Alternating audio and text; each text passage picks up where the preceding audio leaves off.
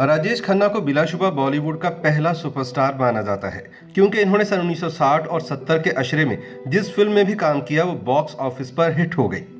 ऐसा नहीं कि इनसे पहले बड़े स्टार नहीं हुए।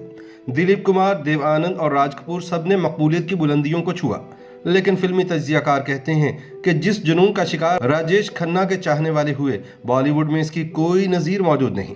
हालत ये थी कि वो जिस जगह भी शूटिंग के लिए पहुंचते वहां पहले से मौजूद इनकी परस्तार लड़कियां चूम चूम कर इनकी सफेद गाड़ी को सुर्ख कर दिया करती थी। वजह ये थी कि इन्होंने बतौर रोमांटिक अदाकार बॉलीवुड में अदाकारी को एक नया अंदाज बख्शा था। इन्होंने आनंद जैसी बेमिसाल फिल्मों में रूमानी और ट्रेजिक किरदारों को कुछ इस तरह निभाया कि वो इनकी पहचान बन गए। अपने अरूज पर इन्होंने लगातार 15 सुपरहिट फिल्में दी और ये रिकॉर्ड अभी तक कोई दूसरा भारतीय अदाकार नहीं तोड़ सका। राजेश खन्ना सन 1943 में भारतीय पंजाब के शहर अमृतसर में पैदा हुए थे।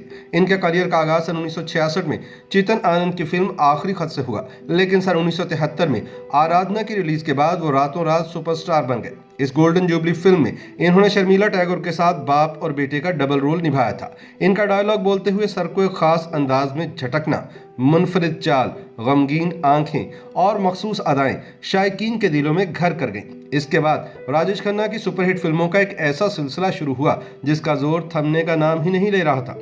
बॉलीवुड में सिर्फ और सिर्फ राजेश खन्ना के नाम की गूंज थी और प्रोड्यूसर्स इन्हें साइन करने के लिए किसी भी हद तक जाने के लिए तैयार थे। आनंद, दो रास्ते, खामोशी और सफर जैसी फिल्मों से इन्होंने साबित कर दिया कि वो किरदार की गहराई में भी उतर सकते हैं। अपने बालों के मखसूस स्टाइल, बड़े कॉलर वाली शर्ट और पलकों को झुकाकर निगाहों से तीर छोड़ने की अदा से राजेश खन्ना ने मद्दाहों के दिल मोह लिए थे। राजेश खन्ना की जिंदगी के बारे में the untold story of India's first superstar किताब लिखने वाले यासिर उस्मान ने एक बार एक बंगाली खातून से पूछा कि राजेश खन्ना इनके लिए क्या अहमियत रखते हैं। उस खातून ने कहा, आप नहीं समझेंगे, जब हम उनकी फिल्म देखते हैं तो ये वैसा ही होता है जैसे हम उनके साथ मुलाकात कर रहे हों। हम फिल्म देखने के लिए मेकअप करके ब्यूटी पार्लर जाकर और अच्छे कपड़े पहनकर जाती थी। हमें लगता था कि वो पर्दे पर जब पलकें झपका रहे हैं या मुस्कुरा रहे हैं तो वो ये सब हमारे ही लिए कर रहे हैं। सिनेमा हॉल में बैठी हर लड़की को ऐसा ही महसूस होता था और वो शर्मा रही होती थी। यासिर ने बताया कि राजेश खन्ना की सफ़ेद रंग की गाड़ी लड़कियों की लिपस्टिक से लाल हो जाती थी और इनकी गाड़ी की धूल से इनके शहर में मुब्तला लड़कियां अपनी मांग भर लिया करती थी। ये सुने सुनाए नहीं बल्कि सच्चे वाकयात हैं। राजेश खन्ना के बारे में मशहूर था कि वो शूटिंग के लिए देर से आते थे और मगरूर थे। पहली फिल्म राज की शूटिंग का पहले ही दिन उन्हें सुबह 8 बजे बुलाया गया था, लेकिन वो 11 बजे सेट पर पहुंचे। सब हैरान थे कि ये तो नया लड़का है, अपनी शूटिंग के पहले ही दिन इतना लेट कैसे हो सकता है। सब इन्हें घूर कर देख रहे थे। इस दौरान जब एक सीनियर ने इन्हें डांटा तो राजेश खन्ना ने कहा कि एक्टिंग और करियर की ऐसी की तैसी, मैं किसी काम के लिए अपना लाइफस्टाइल नहीं बदलूंगा। इस तेवर के साथ दो ही बातों के इम्कानात होते हैं, या तो इंसान बहुत ऊपर जाता है या बहुत नीचे।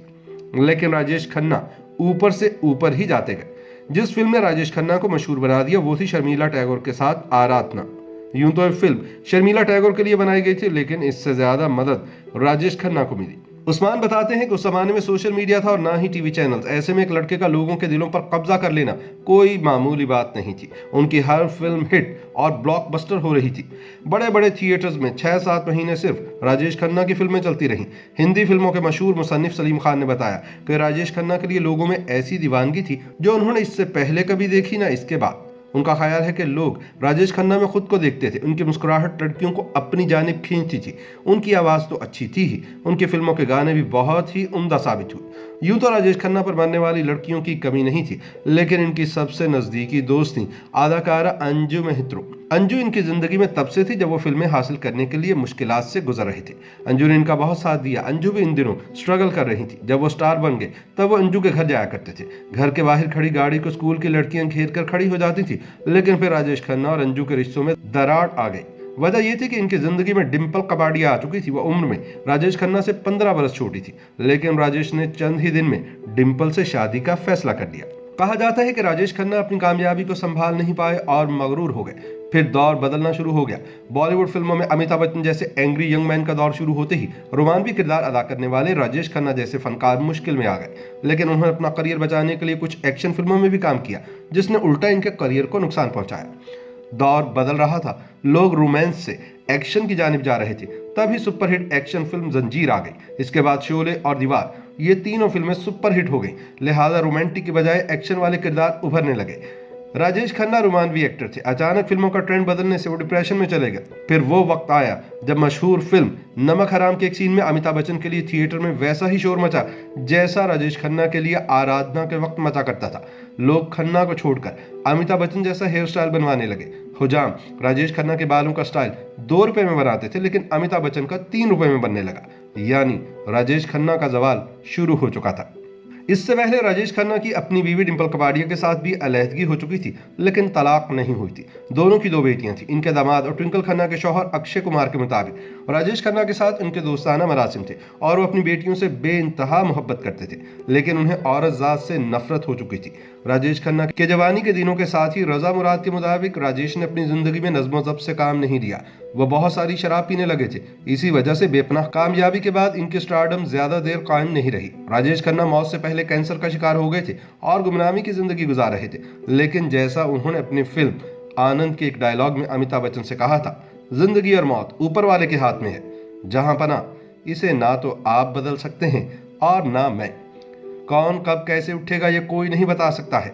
इसके बाद वो हंसते हुए दुनिया से चले जाते हैं। दिलचस्प बात यह है कि वो अपनी कई फिल्मों में कैंसर के मर्ज के हाथों मौत का शिकार होते दिखाई दिए और अपनी हकीकी जिंदगी में भी इनकी मौत कैंसर के हाथों ही हुई। YouTube पर गूगली न्यूज देखने के लिए youtube.com की सर्च बार में गूगली न्यूज टीवी टाइप करें। गूगली न्यूज के पेज पर सुर्ख रंग के सब्सक्रिप्शन वाले बटन पर क्लिक करना ना भूलिए। YouTube पेज पर अपलोड होने वाली वीडियोस से बाखबर रहने के लिए बेल आइकन पर क्लिक कीजिए। आपको हर नई वीडियो के बारे में नोटिफिकेशन मौसूल हो जाएगा।